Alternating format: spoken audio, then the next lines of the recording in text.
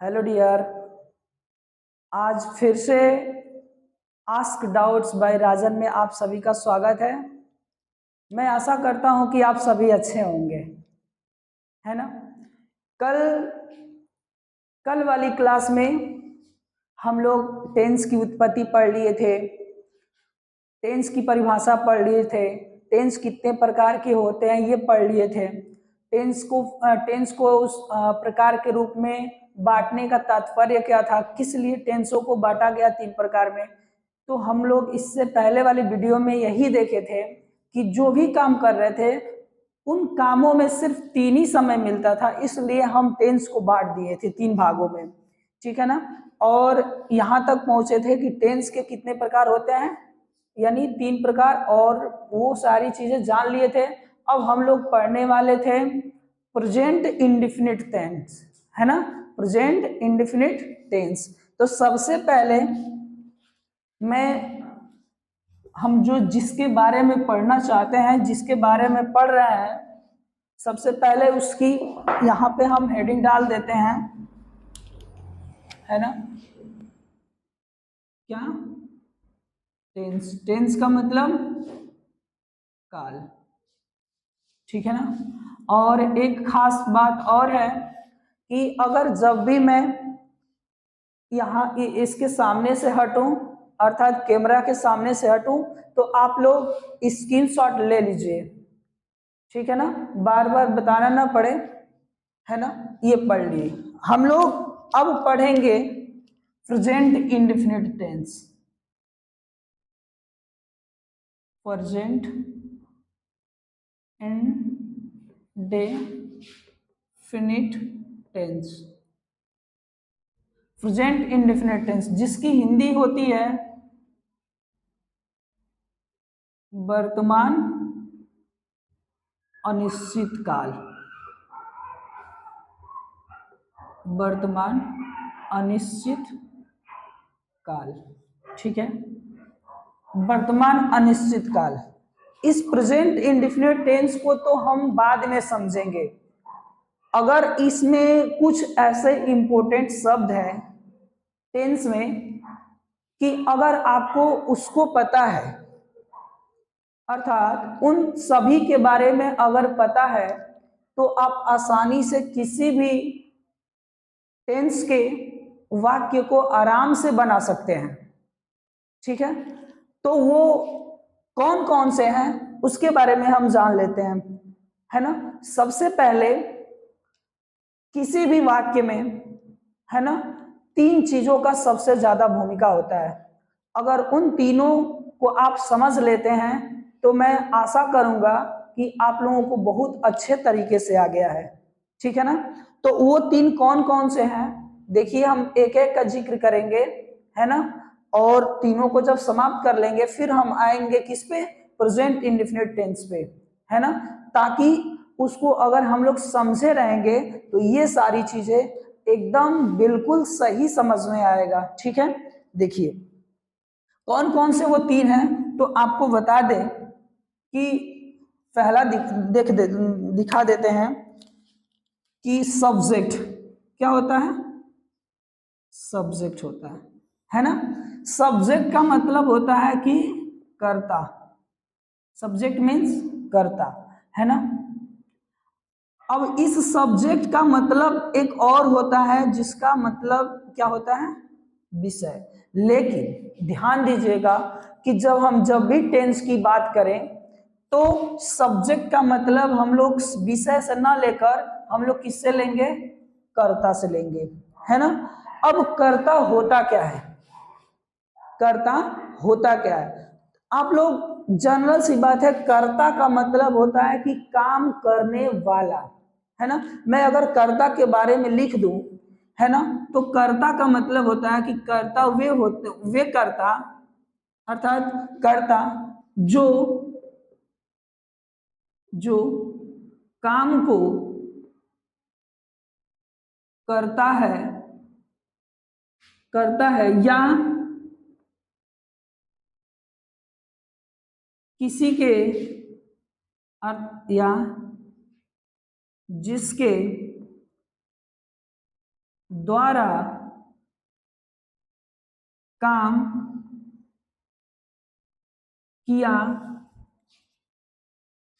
किया जाता है। समझ में आया? हम अभी बताया है कि सब्जेक्ट मीन्स कर्ता होता है, और कर्ता किसे कहते हैं, कर्ता की परिभाषा क्या होता है, कर्ता को हम समझेंगे कैसे। तो आपको बता दें कि जो काम को करता है या जिसके द्वारा काम किया जाता है उसे क्या बोला जाता है, कर्ता बोला जाता है। उसे कर्ता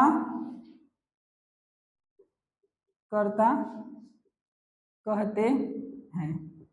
ठीक है ना? अब कर्ता के बारे में थोड़ा सा नोट पॉइंट कर ले। क्या चीज है कि जो कर्ता होता है ना, इसको रफ कर देते हैं। इसका मतलब विषय है, विषय को हम लोग ना लेकर हम लोग कर्ता का मतलब, अरे सब्जेक्ट का मतलब कर्ता को देखेंगे।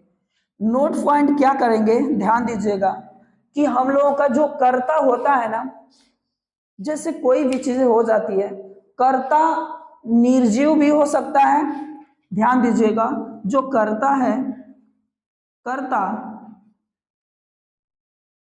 निर्जीव भी हो सकता है, निर्जीव भी हो सकता है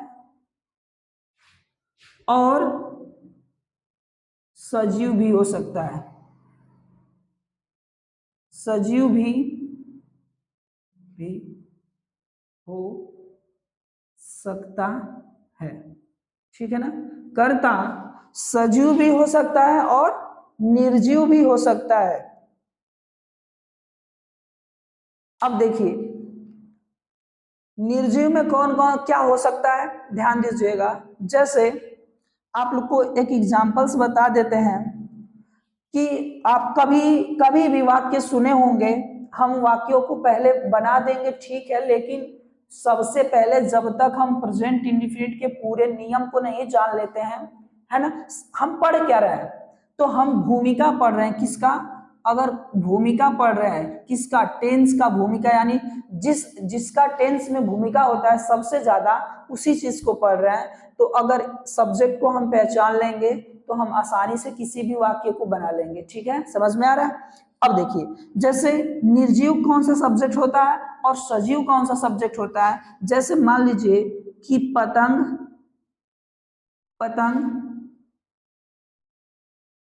आसमान में उड़ता है, पतंग आसमान में उड़ता है। अब देखिए, ये जो पतंग है एक तरह का निर्जीव है, एक तरह का निर्जीव है ना? तो ये भी सब्जेक्ट है। अर्थात आप लोग कह सकते हो कि निर्जीव, ऐसे निर्जीव भी होते हैं जो सब्जेक्ट नहीं होते हैं। कैसे? जैसे ये डास्टर है, ये जैसे डास्टर है तो निर्जीव है, लेकिन ये सब्जेक्ट नहीं हो सकता है। इसके अंदर ये मान लीजिए कि इसके अंदर खुद को चलने के लिए, अर्थात खुद के द्वारा काम करने के लिए इसके पास कैपेसिटी, अर्थात इसके अंदर क्षमता नहीं है, इसके अंदर बल नहीं है, इसलिए इसे सब्जेक्ट नहीं कह सकते हैं। दरअसल हम बताए हैं कि जो सब्जेक्ट होता है निर्जीव भी हो सकता है और सजीव भी हो सकता है। तो कुछ ही ऐसे निर्जीव होते हैं जो सब्जेक्ट का रूप ले लेते हैं, लेकिन अक्सर आप देखे होंगे कि जो सब्जेक्ट होता है हमेशा सजीवे होता है। सजीव जैसे में आप देख सकते हो कि राधा कपड़ा धो रही थी। इसमें ये राधा का क्या है? राधा सब्जेक्ट है, और सब्जेक्ट ये कौन सा है, क्या है?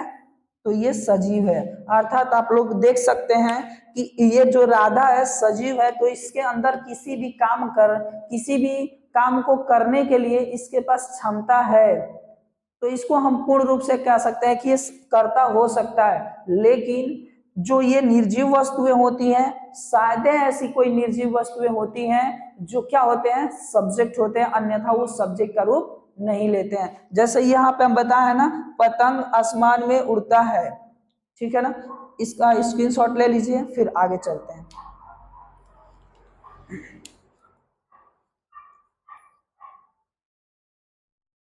ठीक है, अब देखिए इसको हम रब कर दें। पहला हो गया, जो टेंस में सबसे ज्यादा भूमिका होता है उसको हम बता दिए, पहला हो गया। दूसरा बताने जा रहे हैं, दूसरा क्या है, ध्यान दीजिएगा।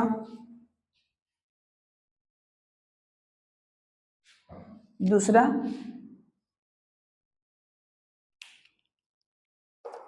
दूसरा वर्ब, दूसरा वर्ब। वर्ब का हिंदी होता है क्रिया, क्रिया, है ना। तो टेंसों में क्रिया दो होती हैं, है ना, यानी वर्ब कितने होते हैं, दो होते हैं। यानी टेंस में, टेंस में टेंस में वर्ब दो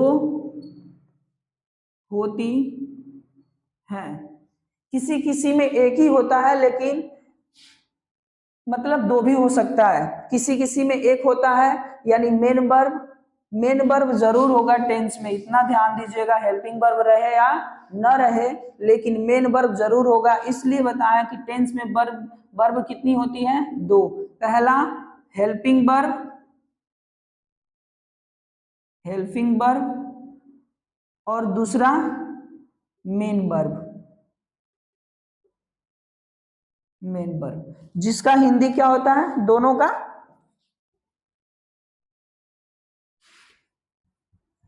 इन दोनों का हिंदी क्या होता है। तो यहां पे हम लिख देते हैं कि इसका हिंदी होता है सहायक क्रिया, इसकी हिंदी क्या होती है, सहायक क्रिया, और इसका हिंदी होता है मुख्य क्रिया, मुख्य क्रिया। ठीक है, तो आप जान रहे हो कि हेल्पिंग वर्ब का मतलब क्या होता है, सहायक क्रिया, यानी क्रिया का सहायता करने वाला जो वर्ड होता है ना। अर्थात हम बता रहे हैं कि जो क्रिया का सहायता करने वाला जो होता है उसे कहा जाता है, क्या कहा जाता है, हेल्पिंग वर्ब कहा जाता है। ठीक है ना। अब हम लोगों को इसको थोड़ा सा हम लोगों को नहीं ध्यान में देना है, क्योंकि हम बताए हैं कि मतलब हेल्पिंग वर्ब का मतलब होता है कि जो क्रिया की सहायता करता है उसे हेल्पिंग वर्ब कहते हैं। अब देखिए हमको मुख्य रूप से हमको मेन वर्ब के, मेन वर्ब को जानना है। मेन वर्ब को क्या जानना है, अगर हम मेन वर्ब को पहचानना जान जाएंगे कि मेन वर्ब कौन सी है, तो हमको टेंस बनाने में, टेंस के किसी भी भाग का वाक्य बनाने में हमको क्या होगा, आसानी होगा। तो हमने सब्जेक्ट पढ़ लिया है, हम वर्ब पढ़ रहे हैं। अब वर्ब का मतलब होता है क्रिया। हम बताएं कि टेंस में वर्ब दो होती हैं, कभी कभी एक भी हो सकता है, जैसे प्रेजेंट इंडेफिनिट टेंस का सिंपल है, उसमें वर्ब बस एक ही होती है, वो भी मेन वर्ब होता है। तो ये हेल्पिंग वर्ब हो या ना हो, लेकिन मेन वर्ब जरूर होता है, किसमें, टेंस में। अगर मेन वर्ब नहीं होता है बाबू, तो वो हमेशा क्या हो जाएगा, सेंटेंस हो जाएगा, है ना। तो ये होगा मेन वर्ब। मेन वर्ब की हम इस क्रिया की हम पहचान कैसे करेंगे, दूसरा तो इसका हम लिख रहे हैं क्रिया की पहचान कैसे करेंगे, है ना। हमने तो बता दिया कि सर क्रिया है, तो क्रिया की पहचान आखिर में वाक्य में कैसे करेंगे। तो आपको बता दें कि एक परिभाषा है जो मैं यहाँ पे लिख रहा हूं, ध्यान दीजिएगा। जिस कार्य को, जिस कार्य को करने के लिए, करने के लिए अपने, जिस कार्य को करने के लिए अपने शरीर के, शरीर के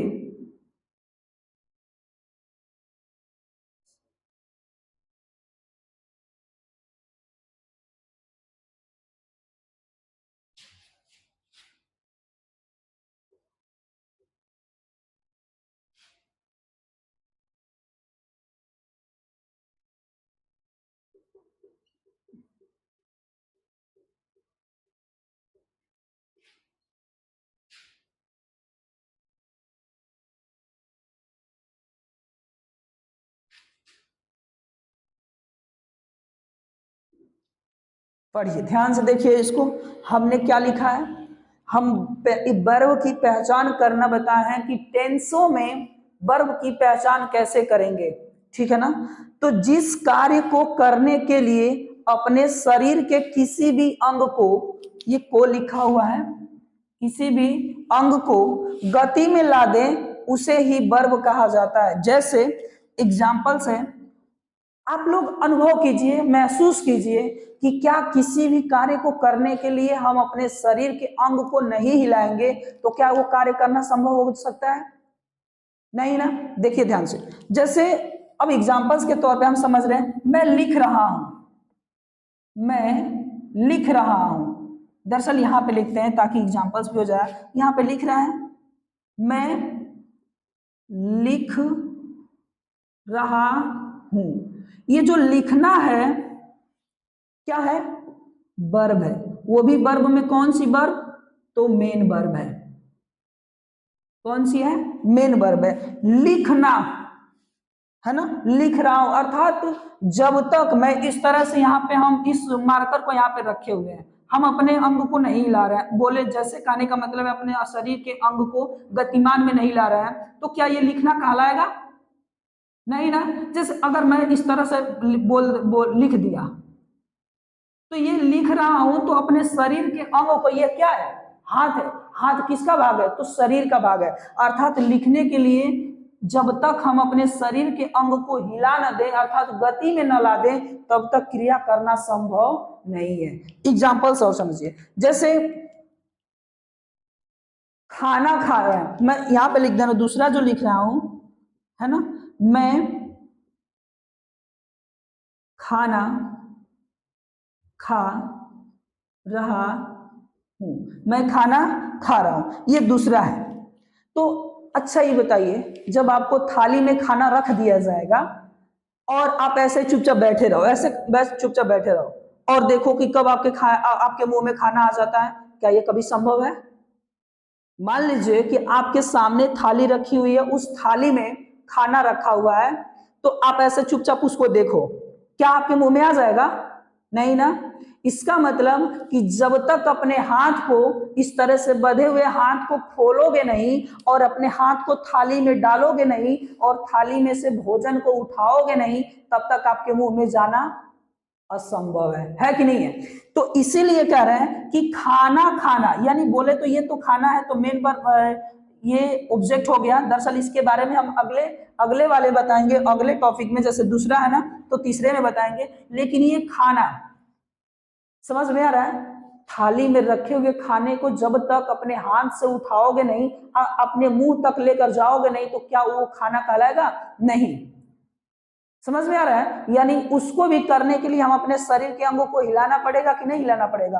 तो यानी जिस काम को करने के लिए हम अपने शरीर को हिला दे, उस अपने शरीर के अंगों को हिला दे, वही क्या कहलाता है? क्रिया कहलाता है। जैसे हम यहाँ पे खड़े हैं ना, तो खड़े हैं तो आप कहोगे कि क्या कोई क्रिया कर रहे हैं? नहीं। लेकिन अगर मुझे वहां पे जाना है तो मैं ऐसे चलूंगा तो ये चलना क्या हो गया? क्रिया हो गया। क्या अगर हम चलना कह दें और यहाँ पे चुपचाप खड़े रहेंगे तो आप कहोगे कि ये क्रिया हो रहा है? क्रिया हो रहा है? नहीं हो रहा है। अर्थात चलने के लिए मैं अपने पैर को उठाऊंगा, फिर उसके बाद रखूंगा, और रखेंगे तो अपने शरीर के अंग को क्या कर देंगे? गति में ला देंगे। अर्थात समझ में आया कि किसी भी कार्य को करने के लिए हम अपने शरीर के किसी भी अंग को अगर गतिमान में ला दे तो वो क्या कहलाता है? वर्ब कहलाता है। समझ में आया? चलिए, इसके कुछ अपवाद भी है जो अभी बता रहे हैं, इसके अपवाद क्या है, तब तक स्क्रीनशॉट ले लीजिए, ठीक है। अब देखिए, इसके जो अपवाद है मैं यहीं पे लिख दे रहा हूं, इसको रफ कर दे रहा हूं। इसका अपवाद क्या है? कुछ ऐसे क्रिया होते हैं, अपवाद में हम यहाँ पे हेडिंग डाल देते हैं अपवाद। अपवाद में कुछ ऐसे वर्ब होते हैं जिनको करने के लिए मुझे किसी अंग को गतिमान में लाने की आवश्यकता नहीं है। लेकिन वो है क्या? देखिए जरा, पहला हम एक आध दो बता देंगे, फिर और भी है, उसको आप लोगों से कहेंगे कि आप लोग ढूंढिएगा। देखिए क्या है? पहला है सुनना है ना। दूसरा है अध्ययन करना, ठीक है ना। पहला क्या है, सुनना, दूसरा क्या है, अध्ययन करना आदि। अब सुनिए, देखिए हम यहाँ पे हैं, आप लोग क्या कर रहे हो इस समय, सुन रहे हो ना। तो सुनने के लिए क्या आपके कान इधर से इधर दौड़ रहे हैं, नहीं ना। कान आपका सुन रहा है, लेकिन ये सुनना भी क्या है, एक वर्ब है।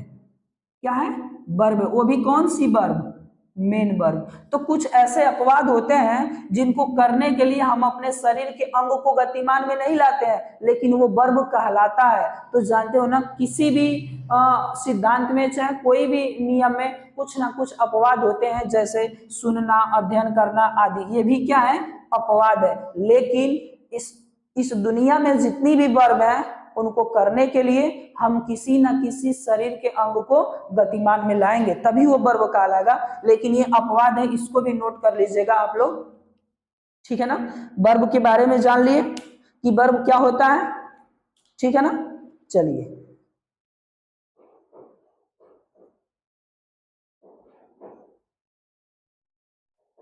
हो गया, स्क्रीनशॉट ले लिए होंगे। अब देखिए, दूसरा की कहानी खत्म। अब हम लोग पढ़ रहे हैं, अब हम लोग तीसरा जो भूमिका है, जिसकी भूमिका होती है, तीसरे वाले का नाम क्या है, तीसरे वाले का नाम ऑब्जेक्ट है। ऑब्जेक्ट, ऑब्जेक्ट का मतलब होता है कि कर्म। क्या होता है, कर्म। दरअसल ये ऑब्जेक्ट का एक और अर्थ होता है, जिसका क्या होता है, अर्थ। क्या होता है, वस्तु। लेकिन हम इंग्लिश ग्रामर में, इसमें इंग्लिश ग्रामर में ऑब्जेक्ट का मतलब वस्तु से नहीं लेंगे, ऑब्जेक्ट का मतलब किससे लेंगे, कर्म से लेंगे। कोई दिक्कत नहीं ना। अब समझते हैं कि ऑब्जेक्ट का मतलब क्या होता है ना। ऑब्जेक्ट का मतलब क्या होता है, तो ध्यान दीजिएगा। हम बताए हैं कि कोई भी कार्य, कोई भी टेंस हो, चाहे प्रेजेंट हो, पास्ट हो, फ्यूचर हो, इन इन तीनों में दो चीज जरूर रहेगा, तभी वो टेंस कहलाएगा, ना तो वो टेंस नहीं कहलाएगा। जैसे पहला हो गया सब्जेक्ट, और दूसरा क्या हो गया, वर्ब। ऑब्जेक्ट अगर नहीं भी है, ऑब्जेक्ट अगर नहीं भी है तो वो टेंस कहला जाएगा। लेकिन अगर इन दोनों में से अगर कोई मिसिंग है, चाहिए है, तो उसे टेंस कहना असंभव है। ऑब्जेक्ट नहीं रहेगा तब भी उसको हम टेंस कह सकते हैं। जैसे यहां पे लिख देते हैं, जैसे आप लोग भी जानते हो कि राम रीड्स, राम रीड्स, है ना। राम रीड्स, ये क्या है, राम सब्जेक्ट है, रीड्स क्या है, वर्ब है। वो भी कौन सी वर्ब, मेन वर्ब, है ना। तो इससे टेंस कहते हैं कि नहीं कहते हैं, कौन सा टेंस कहते हैं, प्रेजेंट इंडेफिनिट का सिंपल कहते हैं इसे। लेकिन अगर वर्ब नहीं रहेगा, मैं यहां पे लिख देता हूं कि Ram is a doctor, Ram is doctor. क्या ये राम तो है सब्जेक्ट, ये रहेगा सब्जेक्ट, लेकिन इसे जो कहते हैं ना, इसे हम लिंकिंग वर्ब कहते हैं, linking verb. Linking verb, linking का मतलब होता है कि जोड़ता है। किसे जोड़ता है, तो कंप्लीमेंट को जोड़ता है। अब कंप्लीमेंट को जो जोड़ने का काम करता है, जो कंप्लीमेंट को जोड़ने का काम करता है, उसे लिंकिंग वर्ब कहते हैं। तो ये टेंस आपका कभी नहीं कहलाएगा। दरअसल इसमें भी है वर्ब, हेल्पिंग वर्ब है, जिसे हम लिंकिंग वर्ब कहते हैं। लेकिन इसमें ऑब्जेक्ट, ये डॉक्टर ऑब्जेक्ट नहीं है, कंप्लीमेंट है, इसलिए इसे टेंस नहीं कह सकते, सेंटेंस कह सकते हैं। लेकिन अगर जिसमें अगर सब्जेक्ट है, वर्ब है, तो उसे टेंस कह सकते हैं। ये जरूरी नहीं है कि उसमें ऑब्जेक्ट हो ना हो। समझ में आ रहा है ना। अब देखिए, एक चीज और भी बातें बताए हैं, है ना, उसको नोट पॉइंट में कर लीजिएगा, है ना। दरअसल इसको अभी हम नहीं समझते हैं। देखिए, हम थोड़ा सा इसको अभी रब कर देते हैं, हम वर्ब में चलते हैं। वर्ब में नोट में इसको विशेष ध्यान दीजिएगा। विशेष ध्यान का मतलब, है ना, विशेष ध्यान का मतलब इस पे ज्यादा फोकस कीजिएगा। क्या है, इस दुनिया में जितनी भी वर्ब है ना, इस दुनिया में जितनी भी वर्ब है ना, खेलना, कूदना, नाचना, गाना, पहनना, धोना, कूदना, चढ़ना, है ना, फेंकना, ये सब क्या है, वर्ब है। और भी अनेक वर्ब हैं। तो हम आपको बता दें कि वर्ब के इंपोर्टेंट यानी तो नोट में क्यों लिखा है, तो जान लीजिए कि इस दुनिया में जितनी भी वर्ब होती है ना, सब के सब कौन सी वचन होती है, बहुवचन होती है। यानी दुनिया की सभी वर्ब क्या होती हैं, बहुवचन होती हैं, बहुवचन होती हैं।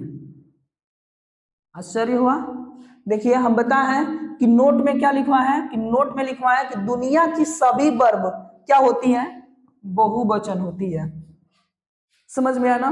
और एक और नोट पॉइंट क्या है, दूसरा जो नोट पॉइंट है बता देते हैं कि वर्ब को ध्यान दीजिएगा,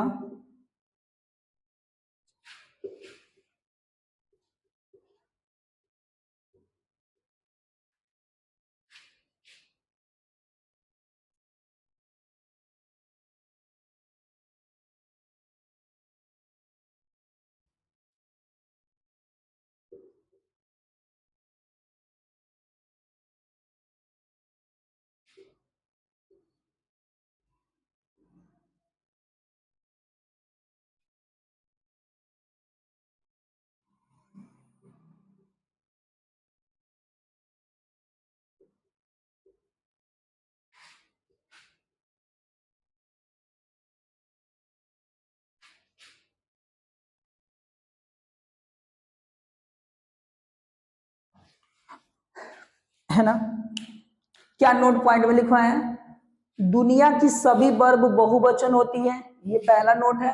दूसरा नोट क्या है, वर्ब को एक वचन बनाने के लिए एस और ईएस जुड़ता है ना, एस और ईएस जुड़ता है। लेकिन नाउन को बहुवचन बनाने के लिए एस ईएस जुड़ता है, कोई दिक्कत नहीं ना। ये चीजें हो गई। अब देखिए जैसे एग्जांपल्स यहाँ पे समझते हैं। एग्जांपल्स क्या है, पहला है वर्ब मान लीजिए रीड, इसमें जब भी एक वचन का सब्जेक्ट आता होगा ही, सी, इट, नेम, तो आप लोग जब प्रेजेंट इंडेफिनिट का सिंपल पढ़ते हैं तो इसमें क्या लगा देते हैं, एस लगा देते हैं, है ना। उसके बाद अगर मान लीजिए कि एक वचन कर्ता के साथ यानी टीच आ जाता है, तो टीच को एक वचन बनाने के लिए टीचर्स लगाता। इसको हम बताएंगे कि कब ईएस लगता है और कब एस लगता है, कब, जब प्रेजेंट इंडेफिनिट टेंस पढ़ेंगे तब। अब देखो दूसरा क्या है, नाउन को अगर मान लीजिए कि काऊ को बहुवचन बनाने के लिए क्या करते हैं, काउज करते हैं कि नहीं, काउज करते हैं, ये क्या है, नाउन है। तो इस तरह से, ठीक है ना। एक और टॉपिक बताते हैं, फिर उसके बाद अगला पढ़ेंगे, है ना। इसको रफ कर देते हैं, स्क्रीनशॉट ले लीजिए।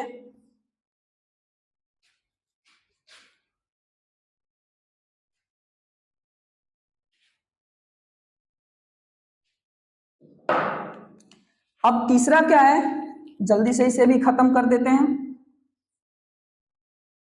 ऑब्जेक्ट का मतलब क्या लिखे थे, कर्म होता क्या है, तो समझ लीजिए कि कोई भी कार्य जिस पर हम करते हैं, जैसे इस समय मैं क्या कर रहा हूं, बोलिए आप लोग बोलिए, इस समय मैं क्या कर रहा हूं, इस समय मैं क्या कर रहा हूं, बताइए ना जरा। इस समय मैं क्या कर रहा हूं, तो लिख रहा हूं। अब वो भी किस पे लिख रहा हूं, व्हाइट बोर्ड पे। किस पे, व्हाइट बोर्ड पे लिख रहा है। तो ये जो व्हाइट बोर्ड है क्या है, ऑब्जेक्ट है। नहीं समझ में आया। जैसे मैं किताब पढ़ रहा हूं, हम काम किस पे कर रहे हैं, पढ़ने का काम किस पे कर रहे हैं, तो किताब पे। किताब क्या हो गया, वर्ब हो गया। अक्सर आदमी जानते हैं कि अगर किसी भी एक एग्जाम्पल समझ लेते हैं, एग्जाम्पल से ये इंपॉर्टेंट है, थोड़ा ध्यान दीजिएगा कि राधा स्कूल जा रही है, अक्सर इसको अगर बनाएंगे तो Radha is going to school. लोग कहते हैं कि जो स्कूल है, टू स्कूल है, ये क्या है? ऑब्जेक्ट है, लेकिन ये क्या गलत है। क्यों? अगर ये ऑब्जेक्ट होता तो इसका पैसिव बनना चाहिए कि नहीं बनना चाहिए, लेकिन इसका पैसिव कभी बनता नहीं है, इसलिए इसे ऑब्जेक्ट। अब देखो इसकी परिभाषा से समझो। क्या इस पे हम स्कूल पे कोई काम करते हैं? स्कूल पे चढ़ते हैं जाकर? नहीं ना। स्कूल जाते हैं, स्कूल में जाकर क्लासों में बैठ जाते हैं, ना कि स्कूल पे कोई काम करते हैं। जैसे हम चल रहे हैं, तो चल रहे हैं तो कहाँ चल रहे हैं? सड़क पे ना। अगर मान लीजिए कि कोई डांसर है, नाच रहा है, तो किस पे नाचेगा? मेज पर। तो मेज क्या हो गया? मेज क्या हो गया? बोलिए। तो ये ऑब्जेक्ट हो गया, यानी जिस पर हम काम करते हैं उसी को ऑब्जेक्ट कहा। जैसे मैं खाना खा रहा हूं, तो खाना खा रहा हूं, तो खाना खा रहा हूं ना, किस पे काम कर रहे हैं? खाना पे। तो खाना क्या हो गया? ऑब्जेक्ट हो गया। अब देखिए इसकी परिभाषा लिख देते हैं, समझ में आ जाएगा। लेकिन इसको कभी मत भूलिएगा कि स्कूल क्या होता है? ऑब्जेक्ट नहीं होता है। अगर ऑब्जेक्ट होता तो इसका पैसिव बन जाता। चलिए, क्या है? ऑब्जेक्ट। जो कोई भी काम, चाहे लिख सकते हैं, जिस पर हम काम करते हैं उसे ऑब्जेक्ट कहा जाता है। कहा जाता है ना। यानी जिस पर हम काम करते हैं उसे ऑब्जेक्ट कहा जाता है। आप समझ सकते हो, एग्जाम्पल समझिए, है ना। एग्जाम्पल्स क्या होते हैं? तो एग्जाम्पल्स मैं यहां पे लिख दे रहा हूं कि राम किताब पढ़ रहा है। पढ़ रहा है ना, तो पढ़ना क्या हो गया? वर्ब हो गया। और किताब क्या हो गया? ऑब्जेक्ट हो गया। और ये क्या है? सब्जेक्ट हो गया। किसके द्वारा पढ़ा जा रहा है? तो राम के द्वारा। तो राम क्या हो गया? सब्जेक्ट हो गया। ये पढ़ने के लिए हम अपने ओठ को हिलाएंगे कि नहीं? पढ़ना में और अध्ययन करने में बहुत अंतर है। अध्ययन का मतलब होता है कि मन से पढ़ना। ये देखो, ये वर्ब का मतलब होता है कि ये पढ़ना का मतलब होता है वर्ब, है ना। पढ़ना तो मुंह से पढ़ने के लिए बात कर रहे हैं, तो अपने ओठ को हिलाओगे ना, यानी शरीर का वो भी तो अंग है ना, इसलिए ये क्या हो गया? वर्ब हो गया। और किस पे काम कर रहे हैं? तो किताब पे काम कर रहे हैं, तो किताब क्या हो गया? ऑब्जेक्ट हो गया। एग्जाम्पल से एक दूसरा और समझते हैं। मैं श्याम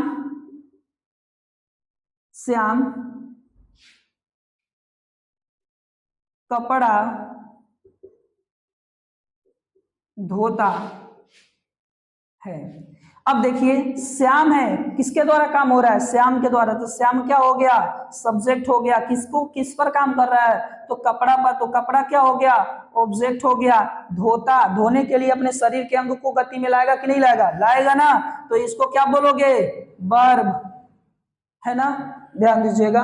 और एक नोट पॉइंट में और करके लिख लीजिएगा, है ना। इसको इसको तब तक नोट कर लीजिए आप लोग।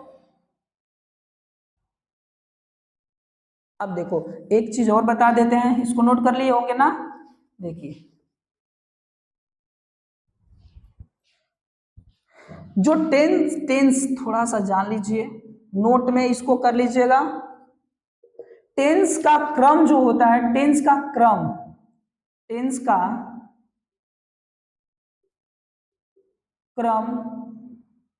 क्या होता है? ठीक है ना। क्या होता है टेंस का क्रम? तो टेंस का क्रम हमेशा पहले सब्जेक्ट आएगा, उसके बाद वर्ब आएगी, उसके बाद ऑब्जेक्ट आएगा।